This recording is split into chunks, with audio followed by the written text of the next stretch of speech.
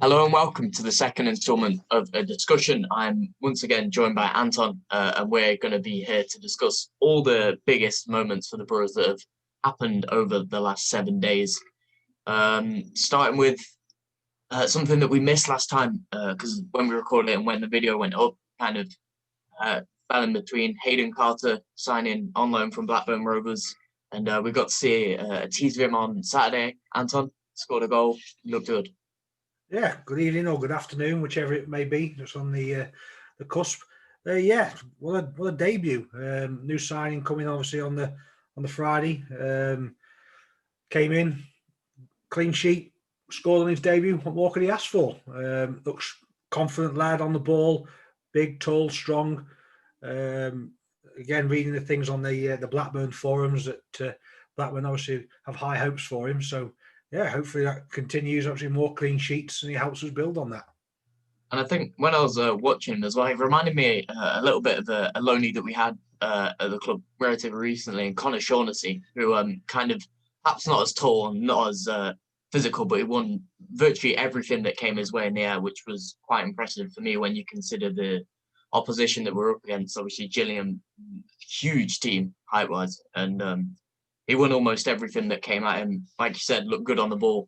There's a few times where he brought the ball out from defence, driving runs forward, which looked really good for me. You know, it's positive, and then you get whether it was Wallace on the day to kind of sit in, gives a bit of dynamism in the team. So I really like the look of him, and I'm excited to see what he can bring going forward.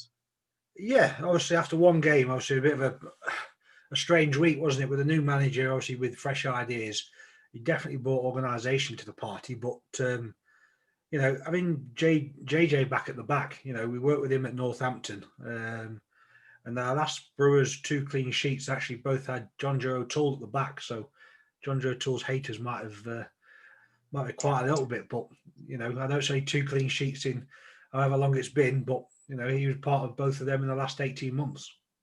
And I think as critical as a lot of us, me included, have been of John Joe at times, I think that might be one of his best performances for us in a Burton shirt. And you might want to disagree, but I think he just looked so composed, so settled, which is something that I don't really think we've seen from him. It's normally he comes across as a bit erratic, a bit impulsive, and he looked really, really calm at the back. I think, but there was a few moments where you know there was a bit of heart in mouth, but I know he looked good. Yeah, definitely. I think you know when Nigel brought him in, you know, he said from the start we're going to look at playing this lad at centre half. He normally plays in midfield, but you know the only problem they had when Nigel was in charge, he first started playing there, was his hot-headedness. He seems to have calmed that down a little bit now. Obviously, he lost a bit of confidence or whatever when the back end of the last season, obviously in the last few months under Jake as well. But I think you know that clean sheet will do him the world of good. He's got a manager in as well that's managed him before, so he knows what he's about. The fact that he put him in central defence rather than the midfield where he used to play with at Northampton, you know, he obviously knows that what he's capable of. So I think that partnership could develop really, really well. And another person who played at the back in that clean sheet in Gillingham game was Owen Gallagher, or Gallagher, who's signed a new contract for Burton in that same kind of time period that we just missed out. I think he had a really good performance when we played Hull. When we had that, you know, we had a lot of coronavirus cases. Definitely, yes. And I think he looked brilliant in that game. He put in some great tackles, if I remember. He's obviously signed a new contract. Clean sheet on Saturday. Are you excited to see what he can bring further and what we're going to assume is some more appearances? Yeah, you know, another young lad that came into the club in the summer, offered a short-term deal, obviously under the old regime in Jake. Jimmy's had 1 week of training and obviously clearly liked what he saw. Obviously, may have watched some game footage of the last couple of months, but during training during the week, he really must have ticked a lot of boxes for Jimmy to put him in, you know, from the off on Saturday. And as I said, you know, as a whole, as a general team performance, certainly for the first 70 minutes, we definitely look more structured. And obviously, him playing at left back, probably having fresher legs more than anything, you know, it worked well and it helped with getting that clean sheet. which I'm And sure you're going to probably move on to. But my mate at Norway plays at left back and push forward. And, he wasn't a world beater. He wasn't Gareth Bale bombing down the wing or anyone like that. But his attacking presence, I still believe he's the best crosser of the ball at the club, and certainly going forward, he can offer a lot. I know you probably disagree with that. I can tell by the look on your face, and a lot of people probably will. But Colin Daniel not having to do that much defensive work, I think, will be a real asset to us. I really, really do. So if that means Colin Daniel moving forward and playing that left midfield position, and obviously then Gallagher coming at the left back, then that's a good move from Jimmy from the off. yeah, I mean, I think at times I'd agree with what you said there. I think Colin Daniel was very much a very, I think at left back I saw him as a very inconsistent player. He would have games. I remember some of the crosses he put in, especially last season. There was a cross to Lucas at Scunthorpe, incredible cross, but fell moments after he's smacked one straight into the defender when he had a lot of time on the ball. And he was just a player that frustrated me a lot because you could see the quality that he had. And there was another one, I think it was for Liam Boyce, I think that was against Portsmouth. I think that was Colin Daniel as well. Brilliant cross. One of the best crosses you will see at this level. But then it was it was shaky defensively, to say the least. There was times where you'd be looking at the picture and Colin Daniel was still up the pitch, having, tried to put a cross in whilst they're hitting us on the break. But I think, yeah, like you said, moving him forward does seem like a good decision. It's kind of a position that you can see him working in. He's, left-footed, left midfielder, and what we're guessing is going to be some kind of like a 4-5-1. Provides the defensive cover at times, but he's not being completely relied on. And he's got a decent delivery on him at times. He's just got to improve his consistency for me, and he'll be a good player for us. Definitely, I'm not saying him putting him in midfield, it relieves him of his defensive duties, but it's certainly his mindset isn't more defending the ball. Hopefully, obviously, the way we play and we move forward, we won't be defending as often as we are, and we will be attacking more. And I think we'll see him there mainly away from home. I don't see when we're at home we'll play exactly the same way. We're hopefully a bit more on the front foot. I may be wrong, but obviously you've got Charles Vernon sitting there on the bench, which again, putting Colin in midfield was a massive shock when you saw the likes of the people that were on the bench this weekend. But again, defending him a little bit, you can say, yeah, he got forward and he's been asked to get forward, but it should have been the others as well helping and filling in that hole when he was bombing forward. So, yes, I do agree he is inconsistent and he's incredibly frustrating, but I still think he's got quality and I think he can be a real asset. And you read my mind there, Anton, actually, because one name that I was going to knock about was Charles Vernon, who I would consider to have been one of our best players in the first kind of months of the season. Obviously, he went out with injuries at times, but when he came back, he looked really dangerous. He looked like a good dribbler. I know you say at times that he's holds on to the ball a little bit too long, which I can agree with. There's times where you think, oh, you can, look at the overlap or on the inside. But I still think that from what we saw from what was a struggling team for the first few months of the season, he looked like one of our top players. I think you kind of alluded to it there. Do you see him fitting in better at home games than when we're away from them? Yeah, at the minute, I'm not sure how much home and away advantage does count. But you'd hope, with knowing the dimensions of the pitch at home, you take actually advantage a little bit, and we would see us a little bit more on the front foot. But going back to what we said about Colin Daniel, when Vernon loses the ball, there's not very often you see him fight back and defend. There has been times, and I think in that last game for there might have even been when Chris Beardsley was in charge. Vernon did slot it back in at left back to help out. But that's one time I can think of. The way we're playing and the way we've got to do, where we fight for each other, we work hard and we work as a team. He's got to also do his work off the ball as well.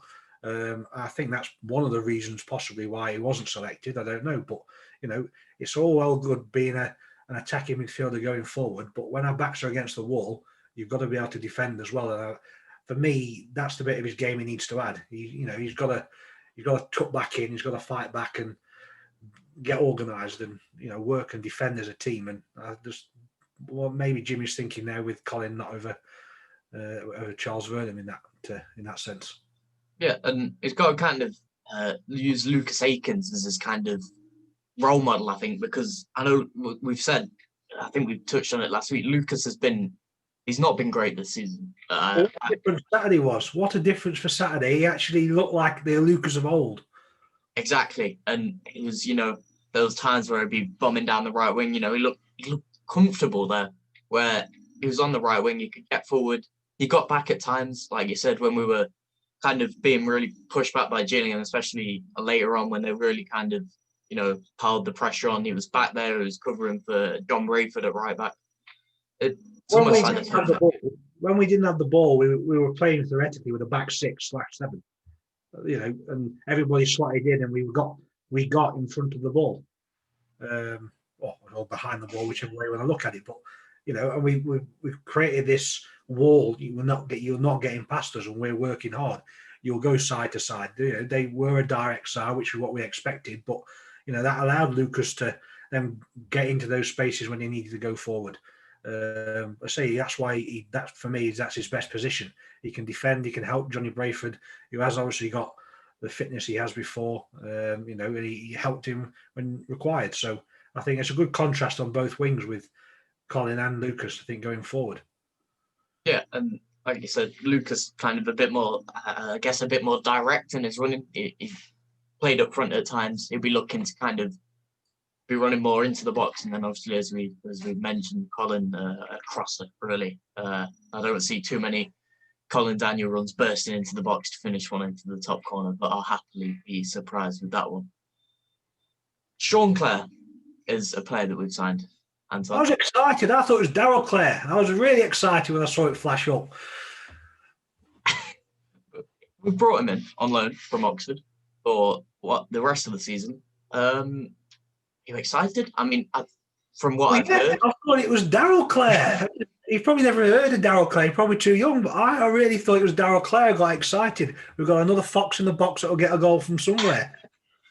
But then I heard it was Sean Clare, and I wasn't quite as excited, but I was still surprised at what the quality of the signing we've made. Oxford bought him from Hibs, Hearts, was it? I can't. Hearts, I think, is the that seems to confuse there. Yeah, we bought him in at the start of the season, box-to-box midfielder. And then Carl Robinson's played him at right back. He's made 20 odd appearances, I've read, this season, but he's obviously not happy there playing at right back and wants to go out and play games in midfield. And, I think that's a testament for his character, that he's not happy to sit on his laurels and just pick a pay packet up and play every week and just be part of it when he's not enjoying it. He wants to go out, he wants to impress in the way he wants to and believe what he can do. Obviously, he asked his agent to go and find him a club, and obviously Jimmy's come in and wanted some more legs in midfield. So for me, it's someone that's got legs, got energy, can defend if he's played at right back, can play at football. He can, looking at highlights clips, he can drive with the ball, he good passing range, and can chip in with goals. So I think it's a really, really clever signing.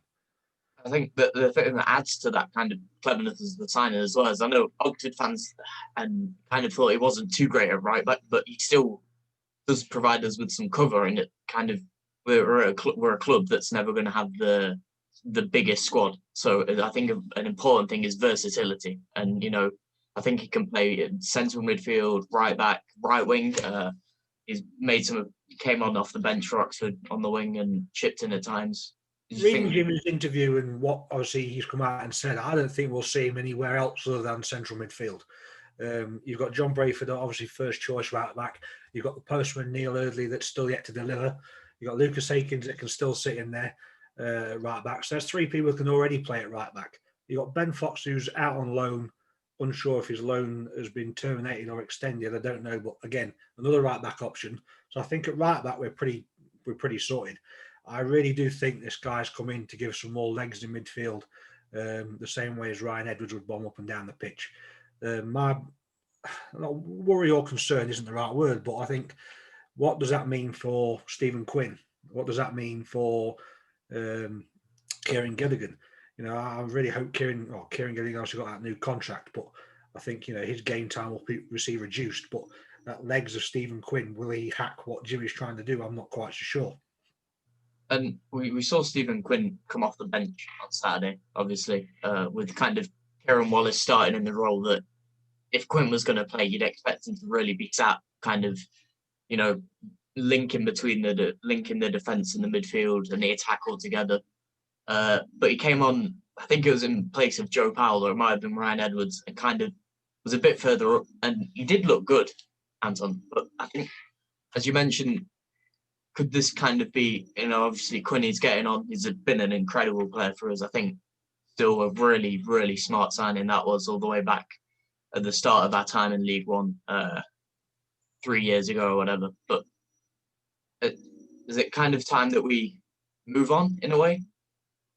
I think not sell by date's the wrong word, but I think Quinny came in to play a Clough brand of football, and that was how the team was worked round.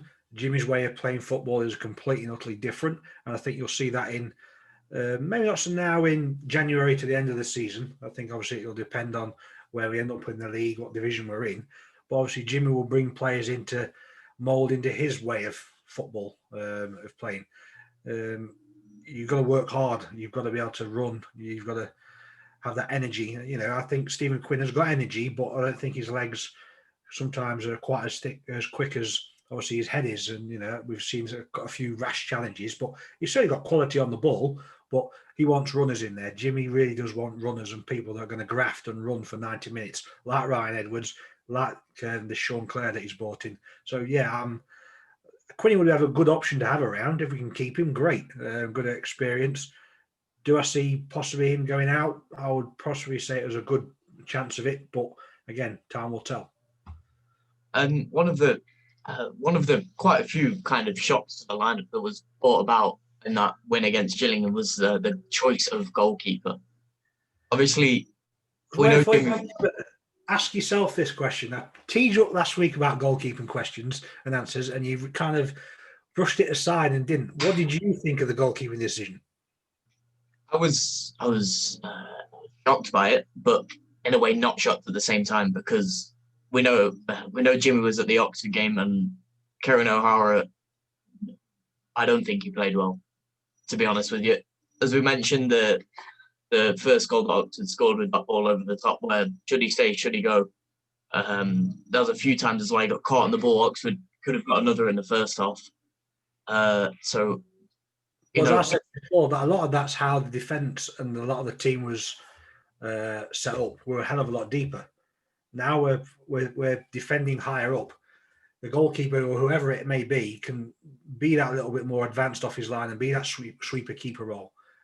That obviously the way that Gillingham played, we didn't see a lot of that on Saturday because the ball came over the top and straight through to the keeper, and the attackers couldn't get in and behind. Well, the Oxford game I think was a bit of a strange one because obviously the circumstances as well. So yes, I admit that O'Hara wasn't brilliant that day, but I think O'Hara's still the better keeper of the two. But that's my opinion. But at the same time, can you really drop Ben Garrett after that performance? I mean, he made an absolutely sublime save. I have to be honest, that might be the save of the season. Last minute, I can't quite remember who it was. Gillingham striker, 6 yards away, hits it. His point blank range. He had enough chances. But, this sounds really harsh, and this isn't because I prefer O'Hara over to Garrett, but all those saves that he made on Saturday were regulation saves. They were good saves, but if any keeper was in there hadn't had saved them, I'd be really, really disappointed. What concerns me is the amount of times the ball actually comes over the top and he doesn't come off his line. He kind of shuttles across. It's like looking at one of those table football kind of men. That's how, and that worries me, is command and coming off his line. That's the bit that I think O'Hara does bring compared to Garrett. But again, that's my opinion. But long term, it'd be interesting to see what happens. Why was Garrett picked over O'Hara? Was it a bad week at training? Did he not fancy him from what he's seen? Did he need a break? His confidence must be shot as well. But it was a really, really interesting decision. But obviously it worked. It was a clean sheet. A clean sheet. How often have we said that? well, not at all for quite a long time. But yeah, no, like I said, decision that did surprised almost everyone. I think it'll be interesting to see who starts in goal as we go into the Ipswich game. But with Ben Garrett, I think like you kind of mentioned, I always kind of worry when the ball comes into the box, and this is kind of has been the same, and you could kind of link the defense in with this as well. But there's a few times on Saturday where, especially later on, as Gillingham were really kind of starting to get in down the wings, putting those balls into the mixer. You've got your two centre backs and what essentially works out as our two fullbacks all kind of covering there. But there's always going to be a ball that none of them are going to reach. And I think where the real kind of do or die moment is what happens in that scenario. And I think there was probably two on Saturday where kind of it dropped in between the defenders and Ben Garrett was on his line. And granted, one of the times he made a save and eventually we got the ball clear, but I'm not too sure on Garrett coming off his line, not just as a kind of sweeper keeper for balls in behind, but also as a kind of, to claim those crosses, to go up high, which we have seen a lot of O'Hara doing this season, which is much improved on last season, where he looked really kind of fragile when he was coming out. He's been very authoritative, in the first few months of the season. So that's another thing that perhaps, I mean, obviously our aim is not going to be to let people cross the ball into the box, I don't think. But when you're playing against a team like Gillingham, they're tall, they're going to want to put crosses in, which they did. I think that was 25, 26 odd that eventually came in. I bet a lot of the last 20 minutes as well. They changed their way of playing a little bit in that last 20 minutes, and we didn't quite adapt. But no, I think you're quite correct. He's coming off the line, he's catching and claiming it. For me, he isn't as a commanding goalkeeper as O'Hara is. But going back to your original question, we've kept a clean sheet. For me, you keep the same back five and you breed confidence. Yeah, and keep the same back five going into the Ipswich game, which is going to be I think it's going to be a real test. We saw what they had to offer for them, which was just 2 games ago, which I was pretty impressed to find out they've have barely played. Do you think that there could be a kind? I think there could be a hint of a kind of rustiness coming in for the Ipswich team. They lost to Swindon in their last outing. Have we got to kind of pounce on them whilst they're getting back up to speed? Yeah, they're a team that are definitely underperforming. They're 16th in the form table. They've played, obviously, Swindon last Saturday where they lost 3-2. Previous game before that was against us. So, yes, there is some rustiness in there. But, you look back beyond that, their last 6 games, they've won 2, drawn 1, lost 3. Their form isn't great. They're massively underachieving in the league. They've got a manager who's got Premier League experience. They're an ex-Premier League side themselves. The fans are going to be on the back, and they're only, even though they're just outside the playoffs, the side of the club that Ipswich is, they should be definitely at the top and pushing for championship. So, how much time Lambert's got, I don't know, but I think we've definitely got a chance. It's a good time to play them. You say that they're rusty. They've only played 1 game, which they've lost, obviously, in the last 3 to 4 weeks. We're hopefully breeding a bit more confidence now. Jimmy's had another week to get organised, get some more fitness in his legs. Another new face, before this goes out, before the weekend, there might be another one or two, we never know. But, I think if I was putting money on it, I'd go for another 1-0 at the minute. It's, I think, yeah, we've got to be positive. We really have got to be positive. And, we're on the front foot where they're probably a little bit on the back foot. So. And I was looking at some of Ipswich's last kind of games that they've played recently, and they've had some real kind of results that I think would hurt them and hurt their fans. They lost 3-0 to Hull, 2-0 to Portsmouth, and 2-0 to Charlton, which are teams that I would think they really want to be competing with. And exactly, they're all of those are ex-Premier League clubs again, and that shows again what this league's about. There's a lot of big sides in this league. Again, we have no defined right to be here. So everyone can say that, well, we should be in League One, we have to stay in League One. That isn't the case. We're still Little Burton Albion, but we've mixed up with the big boys and we can prove we can do it. Because we've achieved and overachieved before, people forget that and think it's a given. But we've got to work hard. But we're certainly capable of matching any club in that league. And yeah, their fans are definitely on Lambert's back, and they really are underachieving at the minute. So hopefully it's another nail in his coffin in the nicest possible way on Saturday. Another thing that I was kind of that they've got a 3-goal difference, which I don't think is something that you'd expect from a team that's kind of pushing players, pushing for promotion, and does that kind of show that they're weak? I mean, we don't have to go back too far to look at these results and kind of go, they're definitely not unbeatable, as you said. Fans are on their backs. Everyone's kind of like, oh, everyone. I think their fans are very frustrated at the minute, and it's a really good chance for us to go and get another get another really strong win. And the goal difference is a darn side better than ours. Well, yeah, yeah, but if we win, turning back from our point of view, we've got 23 games to play, 69 points to play for. If we win 20 of those games 1-0, that's 60 points. We'll probably make the playoffs, as silly as it sounds. So I'd take a 1-0 win anytime, any day of the week now.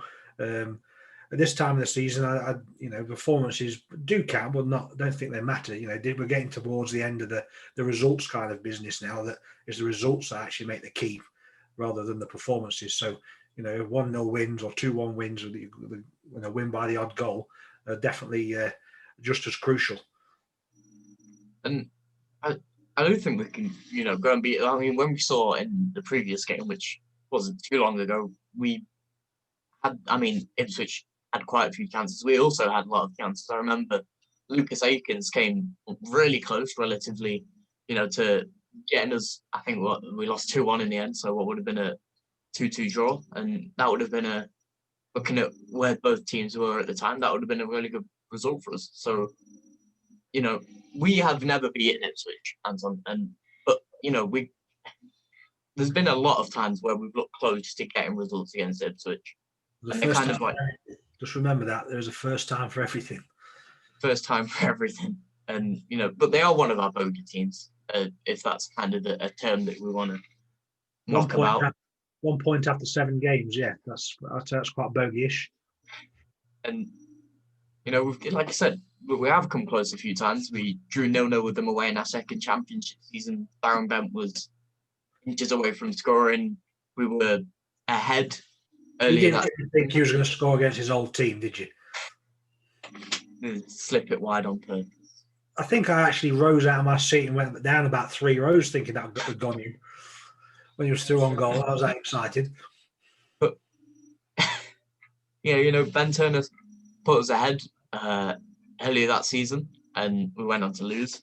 Last season, we went ahead through, I believe it was Jamie Murphy, when he was on that electric run of form, and then we went on to concede 4. There's something about Ipswich that kind of doesn't fit well with us. But obviously, I'm hoping that this is going to be the time where we turn it around. They're a big club, for the stature of the club. They're in League One. There's some big teams in that league, as we've just already said. But they shouldn't be in League One. The fan base they've got, and obviously the history they've got, they deserve to. Not deserve. That's probably the wrong word, but they should be fighting in the Championship at least. So yeah, but as we have Bernard have shown all these years, that you don't be where you're supposed to be all the time. You overachieve or you underachieve. There's no given right, so you've got to earn it. So you get what you reap your rewards as such while working hard. So you've got a good chance as any. Yeah, and if we're gonna beat Ipswich, which of course we're both hoping when we beat Ipswich, positivity. Try to tell you this. I think how a midfield, I think, is going to be a really crucial factor for us, and we saw it on Saturday. With we've already kind of touched on a few positions, but 2 players that we haven't really mentioned are Kieran Wallace and Joe Powell, who I thought we haven't seen too much of Wallace this season. Powell has looked again frustrating, inconsistent, I think. But I think that was the best performance that we've seen from both of them this season. I think And they'll only build on that. The organisation that Jimmy will apply into it will only help the young lads, and in particular Joe Powell. I think such a talented lad. But I think when he's not got the ball, or we haven't got the ball, he looks a little bit like a lost puppy. But on Saturday, I think you saw a massive. You did see a big difference in how he played. He sat back in and he got into the position where he should have been and to defend. I say it was a lot more structured, a lot more organised, and the team ethic was definitely a lot different. And that'll only benefit the likes of Joe Powell, who's a bit more of attacking flair and a young lad. That'll only benefit them going forward. Bringing Kieran Wallace in again against an aerial threat of a big Gillingham side again was a masterstroke. Asking him kind of to venture too far, pretty much go up and down the pitch, just in front of that back four. But because we're defending a lot higher, we actually pressed the ball at the source rather than waiting the ball for it to come to us. So we were more positive on that aspect. Okay, it doesn't look like we're playing more positive in the fact that we're playing an attacking brand of football, but we're pressing the ball at the source rather than waiting for that ball to come to us or waiting for that attack to come. So that will only benefit us again. Yeah, and we saw the impact of Jimmy's kind of the high press, the high line. I think on Saturday there was a few times I remember where Kane Hemmings especially was really kind of getting after those Gillingham centre backs if they tried to play it short. I'm sure there was a few occasions where he's forced them into a misplaced pass that's gone out for a throw in. It gives everyone a chance to move another kind of few meters up the pitch, and it's a really important thing for us that we can kind of keep the press on, because we saw Gillingham at times, which was perhaps slightly unusual for them to try and play through us, and they didn't have a chance, and that's why we ended up with a lot of balls going down the wings and a lot of crosses coming in. But I don't think Ipswich will like us if we really get after them and press them, and we saw it even under Jake against Charlton, a team that we're missing a few defenders at the time, but really wanted to pass it through us. And we got 2 really easy goals from just, putting the pressure on and winning the ball back high up the pitch, forcing turnovers high up.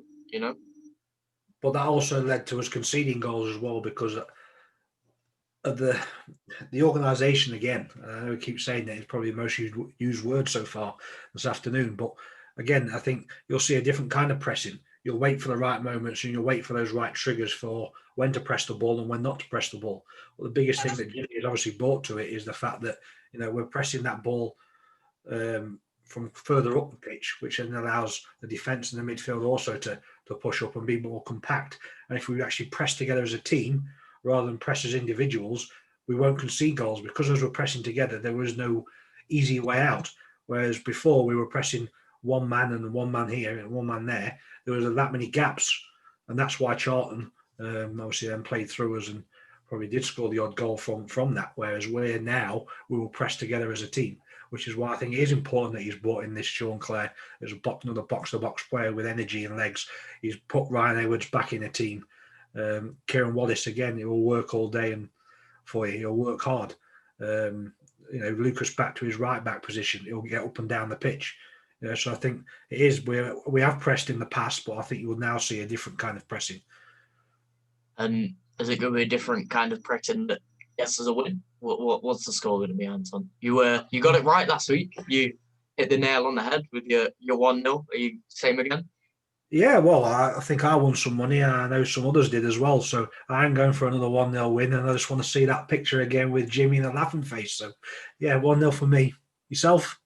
I'd like to. I'll probably agree with you. I think a draw would be a good result, but a 1-0 win, confidence, another clean sheet, which I think is really the most important thing for us at the minute, because one game isn't, we haven't solved all our problems as we've touched on. So it'll be good to see a continued improvement. And don't concede, you don't lose the game, you get guarantee at least a minimum of 1 point. So that's a good way to look at it. But I don't think we'll be able to sit back and just grind out a 0-0. I think we'll try and get that 1 goal and then not shut up shop, but we'll be hard to beat. So, and that's what I think you're going to see for the next 23 games. I think you might be on the right track with that one, Anton. Thank you very much for joining me again today. It's been a pleasure. And yeah, thank you very much. No problem. and we'll see you next week again for hopefully reflecting on another Burton win. No, we will be reflecting on another Burton win. Cheers, Anton. No problem. Cheers, Jack. See you, Cheers. folks. See you later.